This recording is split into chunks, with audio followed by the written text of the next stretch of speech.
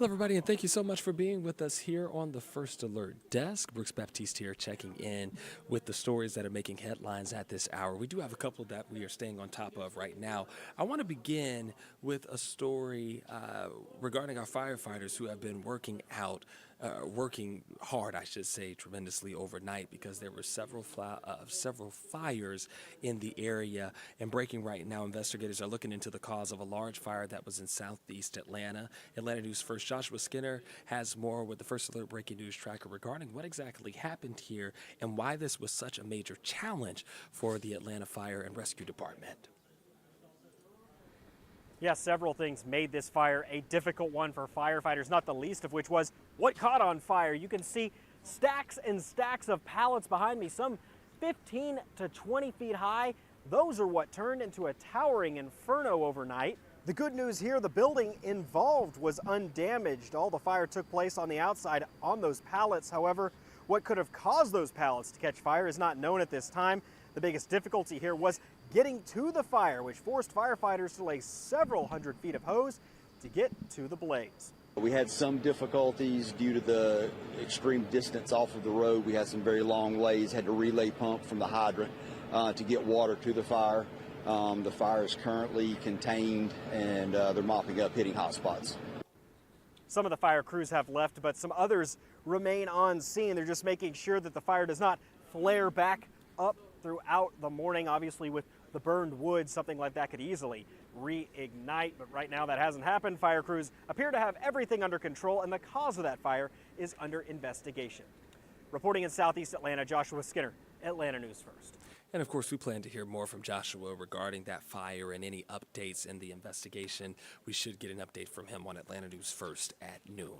Another big story that we're watching right now is just a tragic situation that happened with a former Cobb County officer. He died while saving other swimmers from drowning off of the South Carolina coast. And this is just a terrible story because he served with the Cobb County Police Department for several years. Well, now Atlanta News First Sarah Hammond has more about what happened here and what is next for this grieving family.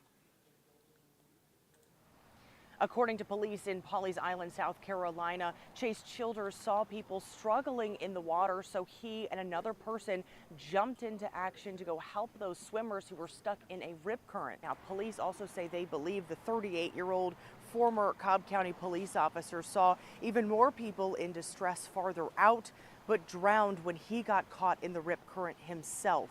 Pawleys Island Police Chief Michael Fanning says they had no National Weather Service hazards or rip current warnings for that day, but he says that area is known for deadly rip currents. He says they've had 5 drownings in about 26 months with no lifeguards in that area. Now, witnesses and the chief said there was no hesitation on Childers' part. And he didn't hesitate. He jumped in and swam out to them. Childers was also a former professional baseball player from the area. He played at North Cobb Christian High School and Georgia State University before being picked up by the Baltimore Orioles in 2009. And the team said in a statement they are sending their deepest condolences to his family.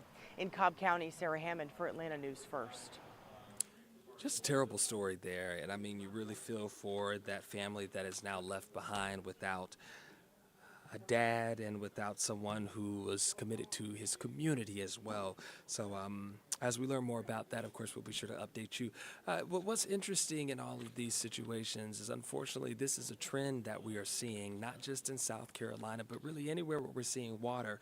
Right now, there were 3 people who drowned at Troup County's West Point Lake earlier this month, and one of them happened to be a former LaGrange college football player. We got a chance to catch up with the coach of that player who says he had a major impact on campus.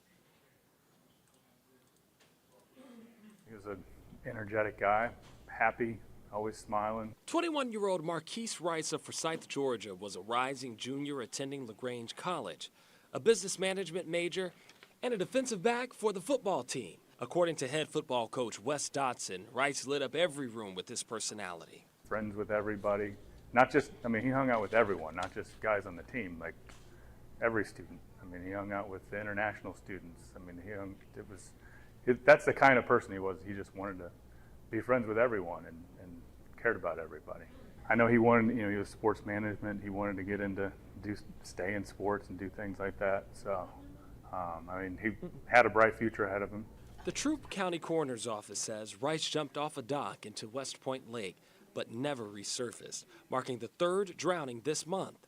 Obviously, very chaotic, very sad and unfortunate situations we've faced over the last 2 weeks here in Troup County. 2 other Metro Atlanta residents drowned this month at the lake, 22-year-old Lorenz Collins of Stockbridge and 32-year-old Deshaun Mayfield. The Troup County EMA director says Collins drowned while swimming at R. Schaefer Hurd Park. Mayfield drowned at McGee Bridge Park in 22 feet of water. Any of the 3 that we've faced over the last 2 weeks did not have life jackets, and it's just important to remember too that it doesn't matter the depth. We dealt with 5 feet, we dealt with 14 feet, and we dealt with 22 feet in the 3 different instances throughout the week. So it just goes to show you that even in shallow water, some people may consider shallow water, drownings still do occur. Yeah, so just a reminder for you to be so careful when you're out there on the water, because we have to report on these situations so often. You know, we talked about what happened out in South Carolina with that former Cobb County police officer, and then, of course, this too at West Point. So this is something that happens during the summer months, but we want you to be safe. So we do have some tips online right now on AtlantaNewsFirst.com about what you should be doing. But the bottom line is, if you can have a life vest on, please wear one. That's what officials are saying. All right, let's take you to another story that we're on top of right now. When you see this face, you see the late great John Lewis, who was a congressman here in Georgia and for our country. But as of 5 years today, this is when we learned of his death from pancreatic cancer. This was something that hit the community very hard, and definitely because of who he was, because of what he stood for, what he fought for as well. So today, protesters in Metro Atlanta are going to be speaking out against what they are calling the Trump administration's attack on human and civil rights. We have learned of events that are planned for downtown Atlanta, Decatur, Marietta, Alpharetta, Kennesaw, and Snellville. And one of the Atlanta events is going to be taking place at the King Center. Another will be at the John Lewis mural. Today's protests are being called Good Trouble Lives On in honor of the late Congressman John Lewis. Well, let's take you outside on this Thursday. And you know what? You see the clouds right there. And one thing that you can't see, but I know you'll feel it if you step out the door, is the heat. And that is not going anywhere. First Alert meteorologist Courtney Jacobazzi is here. You know, Courtney, we were saying we kind of got a slight break from the heat. And I debate whether that's really considered a break, but it's been hot, but we'll take a couple of degrees here and there if we can. Yeah, we had one of the hottest days of the year, Monday and Tuesday, so even just a couple degrees makes a big difference this time of year. And you probably noticed a little bit of a breeze yesterday as well, so that kind of cut the heat. We'll have that again today, so it won't be stifling hot. It's summertime, so it's still going to be hot, y'all, but just not quite as steamy as it was in the beginning of the week. I was out and about before all the Home Run Derby festivities at Truist Park the other day, and oh my goodness, that was the day we hit 97 degrees. It was brutal outside, but don't you worry. That big-time heat and humidity is going to come right back this weekend. We'll talk about it. I'm First Alert meteorologist Courtney Jacobazzi. So today, high of 94 degrees, a few degrees warmer than yesterday. Yesterday, we ended up topping out at 91 in the city of Atlanta. So today will be a little warmer, but notice areas south of the city, Carrollton, LaGrange, you might have a few showers roll in before the heat of the day today, more like 3 o'clock or so. So your temperatures will hold generally in the upper 80s today. Where we're going to look for our rain chance is mainly south of Atlanta and then west of I-75.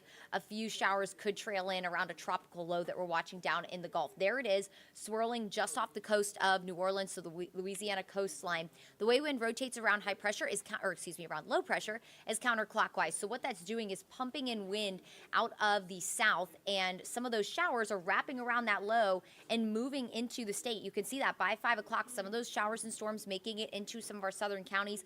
Most of the rain today staying down towards the Florida Panhandle and South Georgia, southern Alabama as well. But again, that moisture is going to get surged in and bring us the chance for some showers, maybe a few rumbles of thunder as well. Here's a look at 6 o'clock. So down towards Troup County, Pike, Lamar County, Upson County, maybe a quick passing shower. These are all going to move. These aren't going to be like some of our showers and storms we've had in recent past where they just kind of sit stagnant. This actually has a steering current around that low, so they're going to move a little faster.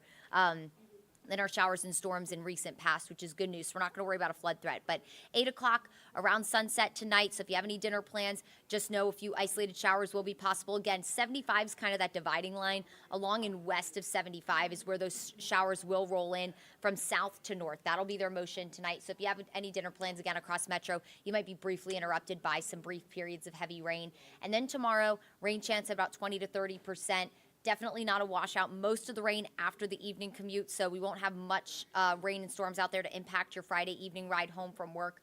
Maybe up in the mountains, we could have some storms generate a little earlier in the afternoon, but again, most of that activity is wrapping around that low that will be moving inland near Louisiana tomorrow, and we'll have showers and storms roll in from south off to the north. 8 o'clock tomorrow night. If you have any plans and you live anywhere along and west of I-75, very similar placement, just know some storms could interrupt that. If you're heading to the Braves game tomorrow night, you may be briefly interrupted by storms in the back half of that game, first pitch at 7:15. If you don't want to go, you can always watch it on Peachtree TV, and you can find out more details on what channel that is on your TV on AtlantaNewsFirst.com.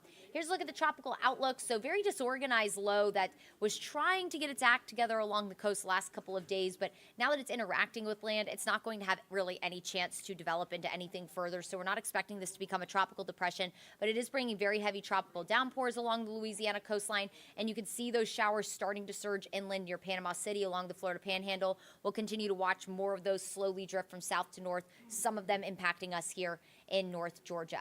But the bigger feature of our forecast is this ridge of high pressure that is currently building in, and that's really going to continue to grow stronger over the upcoming weekend, especially Friday and Saturday. What this is doing is steering that low away from us inland to the Louisiana coast, but that low is going to ride around it and eventually move into the Tennessee River Valley and go off to our north. But as it does so, it's going to pull in a lot of Gulf moisture. So take a look at this. What you're looking at going into Saturday, this is the atmospheric moisture. That blue color there, that is extremely high water values in the atmosphere. And going into Sunday, as that low passes by again, going up towards the Tennessee River Valley, that's going to usher in even more moisture in the air, which not only will increase our rain chance, but it'll increase our humidity. It does look like that area of high pressure that's going to kind of keep us mostly dry and keep some of that moisture pushed out. That's going to start to push back on Sunday. So that's going to retreat a little, lose a little bit of its grip on our forecast by Sunday. So that will open up the floodgates, if you will, to allow for higher rain chances and higher humidity to really usher in. But that doesn't go without saying that we won't have moisture seeping in underneath that upper level high. So essentially what's going to happen is we'll have those dew points increase Friday and Saturday slightly, and it's going to get trapped underneath that high pressure. Think about putting a lid on the top of a pot of boiling water that traps in all that hot water under there. That's kind of going to be what our forecast is like Friday and Saturday. We're just going to boil underneath that ridge of high pressure.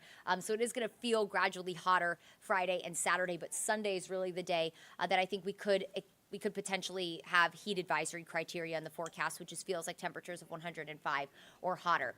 Again, with those with that higher moisture, we'll also have some slightly higher rain chances. Here's a look at the feels like temperature forecast. Got a little cut off on Friday, but feeling closer to the triple digits Friday and Saturday, but notice Sunday and Monday, those feels like temperatures more well into the 100-degree range. So I do think some spots, especially south and east of Atlanta, could approach that 105 to 107 heat advisory criteria Sunday and Monday. Here's a look at that First Alert 7-day forecast. So just an isolated shower or storm today. They'll drift in from the south, slowly move off, or I should say quickly. They're not going to move very slowly.